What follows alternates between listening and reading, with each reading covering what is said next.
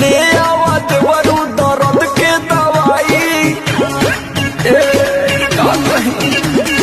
टूटता दहिया पथता कलाई, ले आवा देवरू दर्द के दवाई। और सूत गईली सैया से रतिया चपक के, ककरी भइल बा कमरिया लपक के, ककरी भइल बा